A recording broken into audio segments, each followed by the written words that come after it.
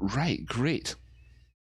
Hi friends, moving averages, a key component in any successful trader's arsenal. Are you using moving averages correctly? Would you like to know a little bit more about them and how to implement them with regards to your own trading strategy? Whether or not you're using them right now, I'm sure there's something useful for you in this video. My name's Rocky Outcrop. I do crypto technical analysis here on YouTube all the time. Great community. We'd love to have you as a part of it. So of course, come along. A friend of yours is a friend of all of ours as well. So bring your friends as well.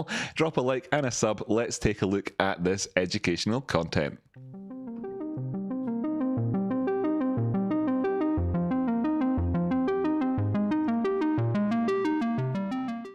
So friends, here we have the Bitcoin charts. This is the 24-hour chart, and at the minute I have one moving average on here. It's this white dotted line, and that's the 200 simple period moving average. Okay, so what we're going to do in this episode right now is we're going to add a few more moving averages on, talk about the different types of moving averages, and we're also going to talk about some key lessons that you might need to know. Here's one, and I think it's really important to introduce it right away.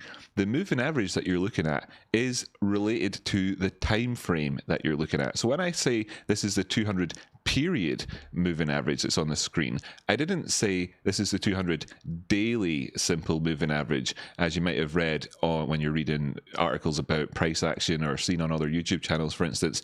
No, what I said there was the period, and I think it's important that you know that the period of the moving average is related to the time frame. So this is the 200 period, and I'm on the daily chart, therefore it's the 200 day.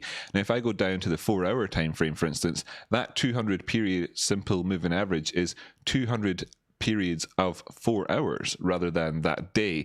So that's a key component that a lot of people kind of don't necessarily know. Some people who've been trading for a while even are too embarrassed to even ask. So why not just get that one out of the way straight away? So cool, excellent.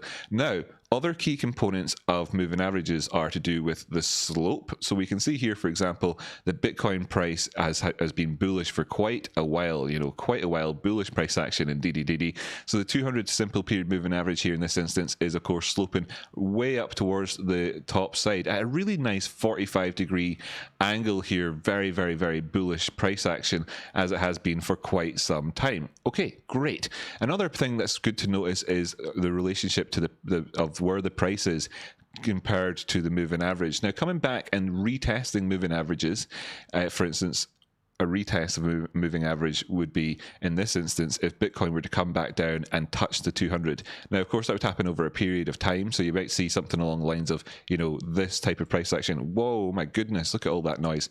Okay, no need to draw on the charts, Rocky. You might see some price action moving down the way as this continues to go up. And what we're looking at is, are the prices indeed, it's coming towards the price action? Are they moving away from it? And is there a divergence occurring here between the two of them? And it's important to note then, I suppose, since we are looking at a parabolic market right now with regards to Bitcoin, that of course when this moves up very, very, very, very, very, very steeply towards the top side, what you're going to see of course then over time is that pushing this moving average to go up and up and up and up and up, and that there is a point at which something has to give, because of course these moving averages can't suddenly start moving over to the left hand side.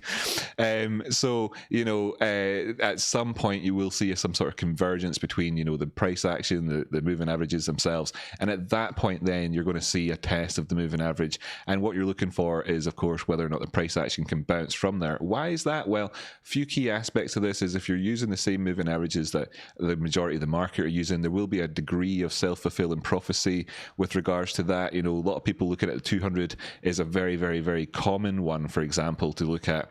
So you'll find a lot of big accounts would be hoping to see interaction at around about those moving averages, etc. Now that actually does extend across the time frames as well.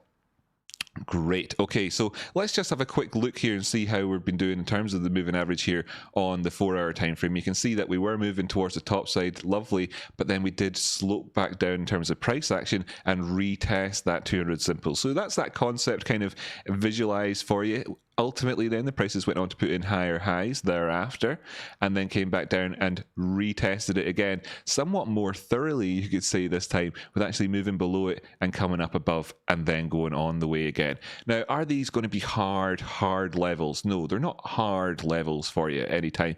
They kind of are more to do with the ballet of the prices and how they're moving around with relationship to the moving averages, as opposed to necessarily whether or not they hit right off of that target and go back up from that point. Of course, what therefore you can do, of course, is combine this with other things to look for confluence and see if there was any interaction with the price at certain levels. Now, this is a fairly messy chart with tons and tons of stuff on here that we've looked at over a long period of time. But if we zoom on in here, can we see any sorts of interaction that could potentially be happening with the price action? Well, we can see here that there was a line here previously in the charts where the prices came right down to and moved up from, for example, and they didn't go all the way down as far as the 200 period there, for example. Over here on the left, when they did come down, what did we see? Well, they pushed past the 200 simple here, but they came down to the bottom of our channel and then moved up, and that actually coincided with a liquidity zone we'd noticed in the past, and we were able to form up a risk to reward move for a trade there and around that zone at the time, etc. So this is applying the moving average to an already existing chart, which you might experience yourself if you're not currently using them, and thinking to yourself, well, how did the prices respond, like we just went through here, and we're thinking, was there anything to be noted in it around about this test, etc. Popping the drawings back on, you can see that there very much was, and of course then that can help inform you of your overall decision. What we were seeing here is that the slope did change towards the downside, the prices had gone down past them, got a couple of retests here, etc. as well, so things were obviously looking kind of sketchy at that moment, and that's when, of course, it was key to kind of decide, well, where if the prices moved further, would you be no longer willing to participate in any trades towards the top side, for example? And you can see here that led to this overall, to that move, more or less coincidentally, because we weren't looking at the 200 simple at the time there.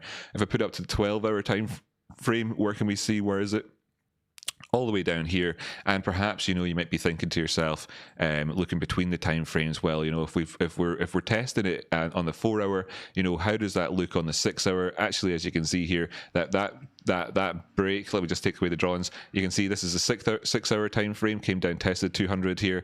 On the 4-hour time frame, came down and pushed down past it, in it around about this zone where we got that low. That's around about 4 p.m. on the 25th of March 2021 for anybody watching this in the future. Going back up to the 6-hour time frame and seeing here that at that 4 p.m. or at that 25th of March and around the 6 p.m. time, we were actually coming in and testing the 200 off that time frame. So there's an interaction there to look to in and round about all your different confluences, trying to think to yourself, well, how if the price responds here and responds there, what could be going on? What's the bigger picture? And the moving averages are good at giving you those broad stroke, bigger picture type things to look to. Now, there's more to it than just this 200 simple period moving average. How about we do that and we take go back up to 24-hour time frame here to where we kind of started off the show essentially, and then add in some more and talk about some more key aspects of these things for us. I'll pop on the 50 simple period moving average here. Really, really useful one to use together with the 200 simple period moving average, because when the 50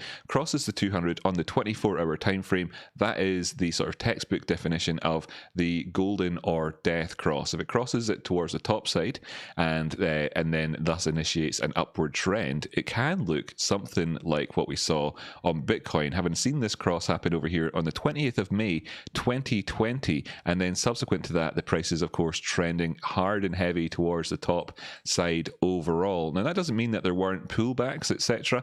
We can see here, for instance, that in around about this September time, the price has actually dropped down, 20% from a high to a low, crossing past the 50. And the question then became at this point, then looking at the charts, how you could, for instance, now we've got two moving averages on, make an assessment of things. And we can look at that, we can look here and say, well, the prices could be going back down to one of these retraces towards the 200. For example, what would that mean in terms of confluences? Let's risk the drawings again for a second. Well, actually here we've got a little circle here lined up perfectly with kind of what I was actually going to be getting at here, which is nice, that if you look to where the 200 simple is at this time, now that we've come down past the 50 period here, we can see that if we were to go down and test the 200, we'd be testing market structure, okay? So looking back the way, big period of consolidation, lasted for a few months there, putting in a solid area of support and resistance for us, coming back down therefore and breaking past the 200 at this point would signal a couple of things. You know, maybe we're going to come in, see a death cross, etc., and maybe that's the market conditions changing overall from the trend, we're breaking market structure, etc., etc. Now, if we'd come down and tested the 200 simple, so you can see that's important, right? And also from us, it helps make your decisions with regards to, as opposed to just simply looking at this without the moving averages on and saying, well, look, you know, this market structure area here is key. Well, actually, you can make a far more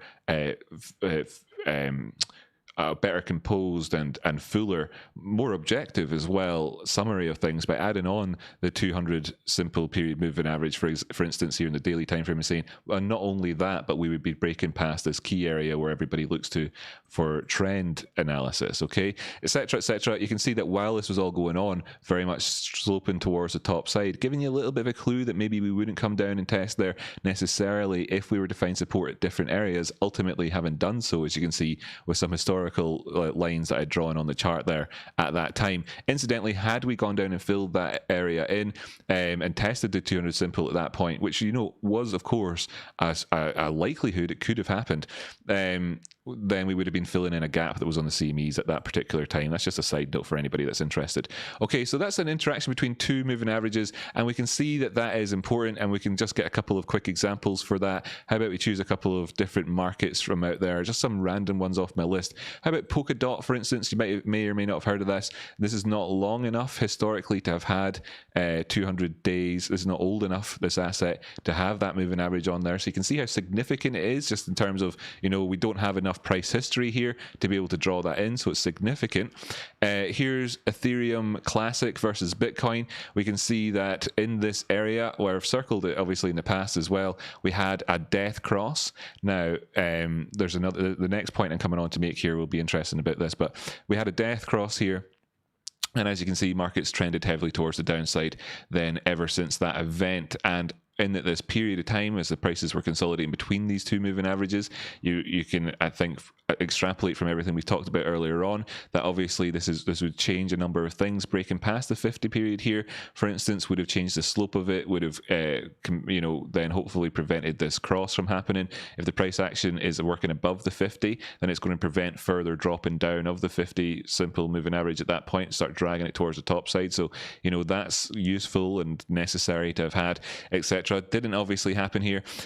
Consolidated afterwards with this ultimately it was a sort of bear flag type formation, a price is operating within a channel following a drop down the way, and we came up and tested the 200 simple period moving average at that point and the 50 and didn't break past either of them, confirming, if you like, that there was, of course, that downward trend. Let me just jump back over to Bitcoin to make the comparison between how when we broke, when there was the golden cross, etc., how we got confirmation of that, if you like. And before we do, here's a golden cross. We got a bit of confirmation that this was a decent cross with the prices having tested the moving average just there.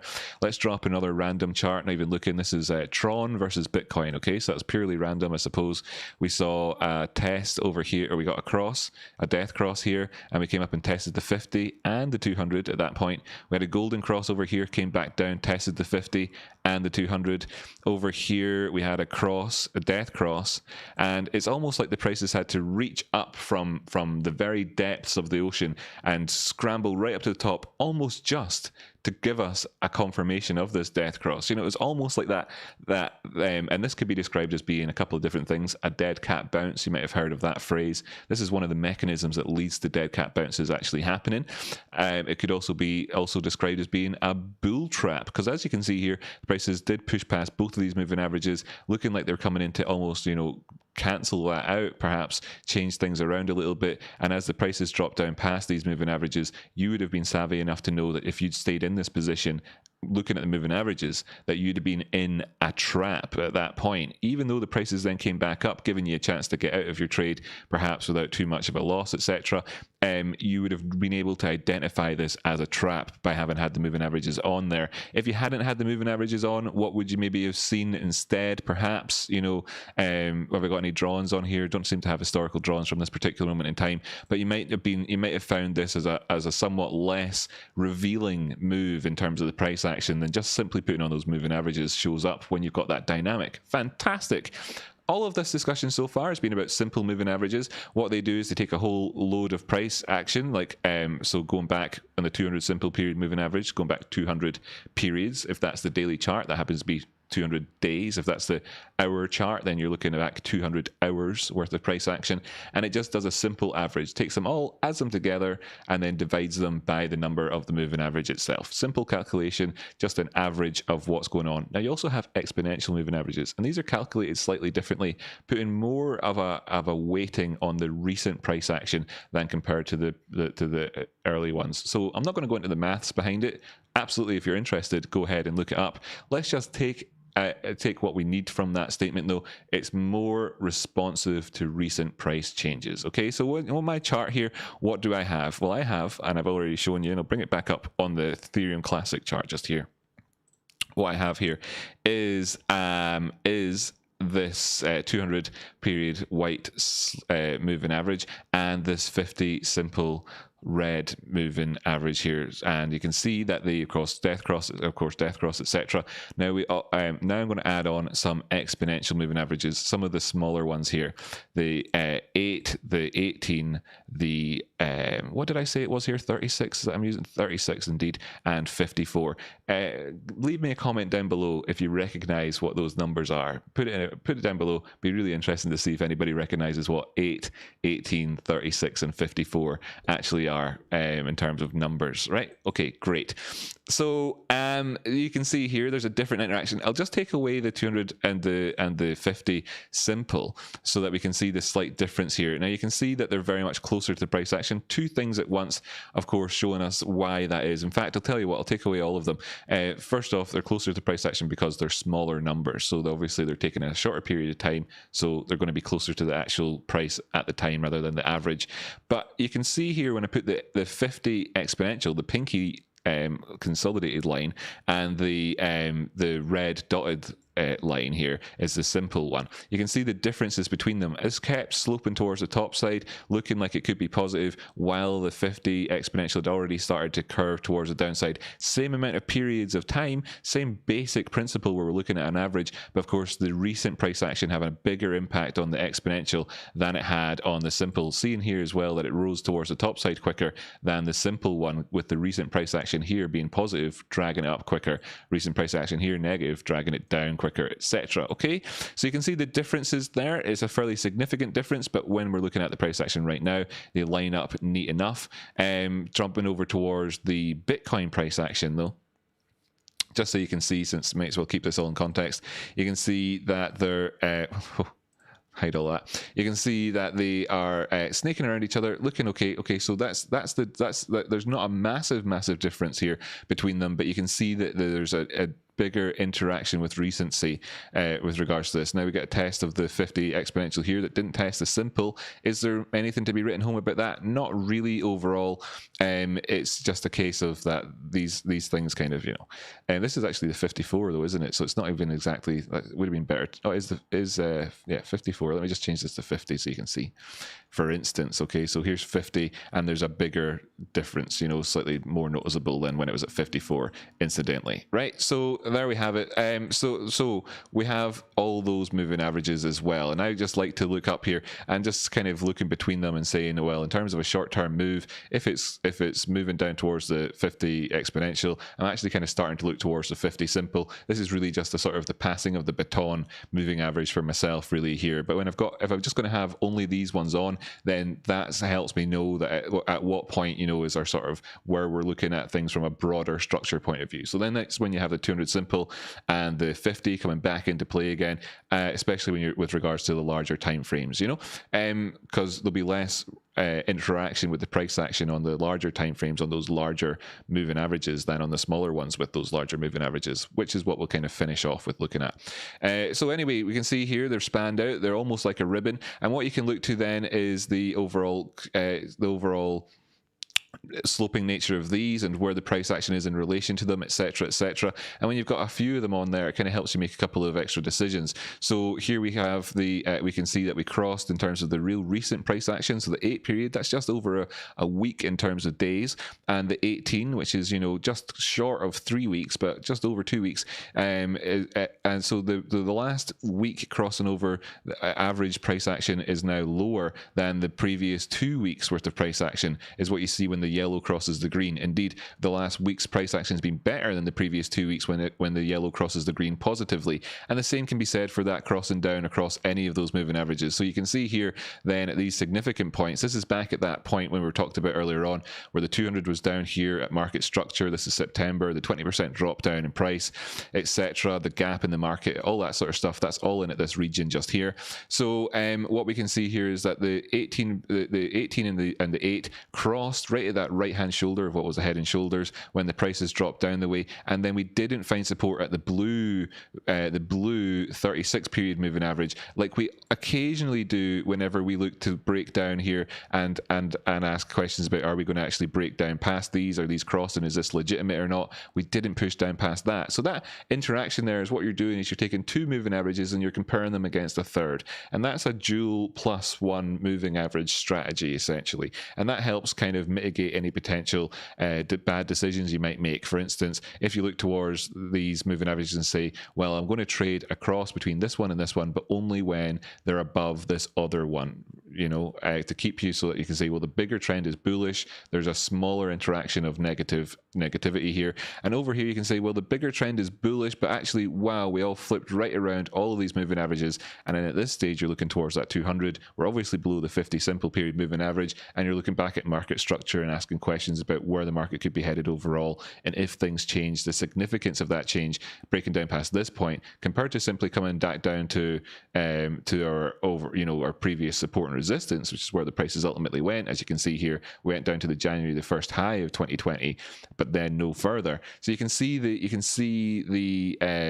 is that right? That date I just said there, June, sorry, the June, not January, but it was as well in around about January as it happens. Just needed to check. I hadn't said the wrong word. So yeah, so you can see here then that's that interaction. Great, fantastic. Let's bring this down towards a small time frame. Let's go like 15 minutes, for instance. I'll hit the auto button, bring the price action back on. This is a random selection of price action from the past, and we can see that there's obviously a great deal of interaction here in the smaller term time frame. Throughout the day, you're seeing numerous instances where the prices are interacting. So all those concepts from the bigger term time frames can be used here in the small ones in order to make and justify entries and exits for trades. However, just looking at them in and of themselves is going to leave you somewhat short. You should probably also look towards other factors such as moving average, such as your overall market structure or Fibonacci retracements, etc. Which in this random trace time did we have? Well, here you can see there's a small Fibonacci is seemingly happens to be on the chart here in this random period of time I'm looking back at from back on the 31st of March 2021. For some reason on some time frame I must have drawn in a Fibonacci. Okay, let's explore this a little bit more. I didn't mean to be here in this particular bit of the chart. This is just, in my mind, fairly random. So let's have a look here and see. Well, I can't see much on the 15-minute time frame. I must have drawn that in on something like the 1-minute time frame. Okay, just because you couldn't see much. Where actually is it? Where is it now?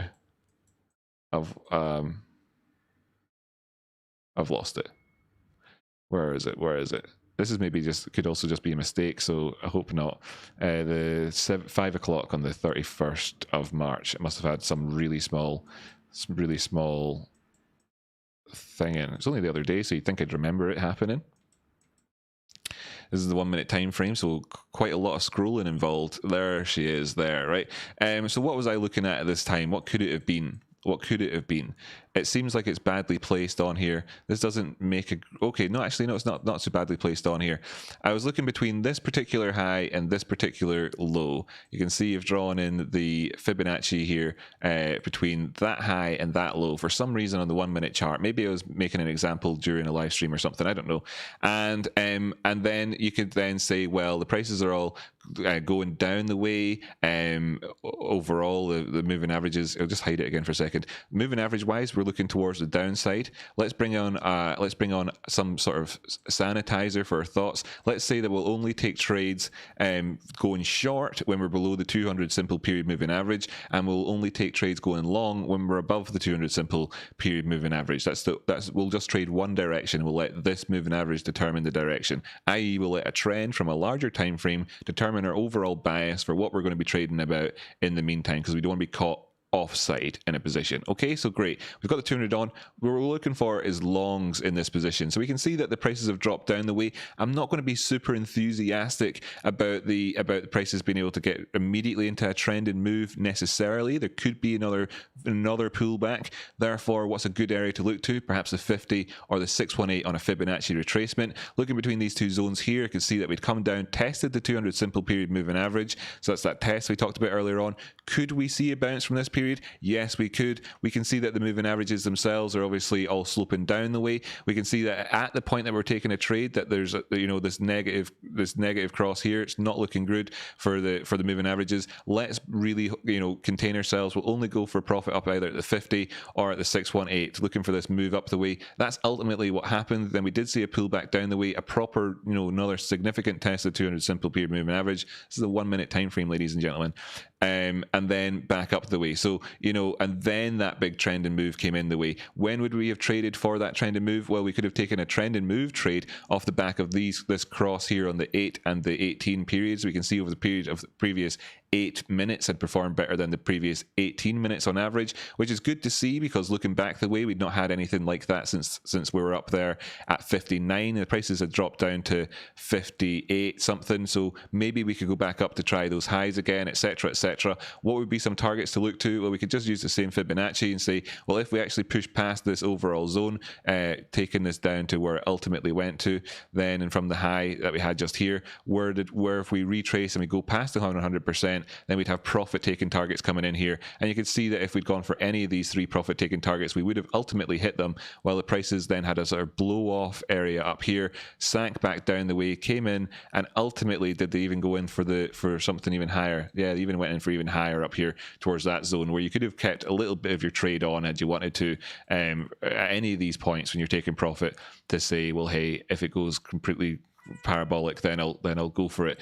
What you'd be looking at there and saying, well, the moving averages crossed over here. Maybe I need to think about stopping out of my trade in profits, which is fine to do. You're at 140% anyway profit on your trade, so fair enough. But then if the prices then drop down to the 200, maybe think this is where you manage your risk gap. Maybe you're getting back into a trade, having already taken profit here, looking for a positive cross, etc. And then you can see how this can all form part of a strategy in and of itself. And that's before you even taken into account things like whether or not you're experiencing divergence, if there's anything sort of volatility wise you need to look out for, what the strength of the trend is that you're currently looking at, whether or not it's an oversold or overbought conditions. So many things that could qualify any particular position that you're looking at, that you could add in and say, look, I'm going to just justify this trade based on whatever, and as I scroll through the through the charts here, you can see the interaction with the moving averages here, the 200 simple significant area, looking at in terms of these moving averages. You can see when the crosses happen, how it could really determine your sort of your own particular stance. I'm bullish here, but I'm not trading bullish because it's below the 200 simple, comes up the way, comes back down, tests the 200 simple, moves up past it. At this point here, I'm thinking resurgence of the trend, got a rally. This is a point where we could maybe push past. We have got a cross here, but we're now only above the 200 now, so maybe you can think now at this point take a trade. If we can keep moving up the way, then brilliant, get into some sort of trade, managing risk with a profit and loss in there. So like at this particular instance, for instance, if you're looking at it, you could take a long around about here, say that I want to manage my risk. If we push past the, you know, the grouping of the moving averages, etc., go past that 50 exponential moving average, you know, here managing my risk with the 50 exponential, for instance, and then I'll take then, you know, there's my entry. Maybe even entered a little bit higher in around about like the, you know, after it started to push up the way. You know, this gives you a chance to get in on a retest or something, and then a profit taking target. Well, you know, look at the size of the profit taking target there. And what I would recommend for new traders is to maybe just think something like 2 to 1. You know, 2 to 1's fine. It's 2 to 1. You know, if you can be right more than half the time and you're looking at 2 to 1, then you're making profit and everything's good. So these are the why. So, you know, why would you do any of this rather than just randomly, arbitrarily hit long or short? Well, it's because you're trying to change that from being right 50% of the time, like a coin toss, to being slightly in your favor. Looking at these things, does it put it slightly in your favor compared to otherwise? It should do. Therefore, looking at this and saying, I'll take a 2 to 1 on any of these trades offers up a complete strategy for you where you ultimately shouldn't be losing too much money. Now, whether you can extend that out the way and look for better opportunities or not, I dare say you can, and you will. But starting off with that and saying, well, can I get better than it? Can I do this well and then improve from here? That's an achievable enough target for you to look to and think, well, hey, if I can do that consistently enough, then I've only got, you know, that I'm competing against myself here. I'll try and improve from that and go from 2 to 1 to say 3 to 1 or 2.5 to 1, something like that, as just a starting entry point to just kind of say, okay, let's give this a shot on its own. Other things that you can look to, well, I suppose I'll have to jump into the chat. By the way, this tutorial here is filmed during a live show, so I do really appreciate everybody being part of this right now. So if I just jump back over to the live chat here, see if there's any questions that anybody's popped in the chat and all that. Let's just scroll through it real quick. So let's see. Thank you. Another clarification. That's good. What time frames of the 100 and 200 cross will it retest them? Wow, that's amazing. So I think there's a question in there, but I think I answered it already. What do you think of the recent ETH market? That's a different question. Don't be stingy with those likes, folks. Yeah, thanks. If you're watching this tutorial, again, like and subscribe really does go a long way. Of course, this will be on Patreon only access fairly soon as well. So if you're watching it there, then great. Thanks for being a patron. I'll see you in the Discord. Great, cool. That's it. Sweet. Nice one. There's a full tutorial on moving averages. Let me know during the show if there's something that I've missed that you would like clarification on, etc., because then I can add it in there and just add it to my tutorial. Let's dive back to the price action itself from the recent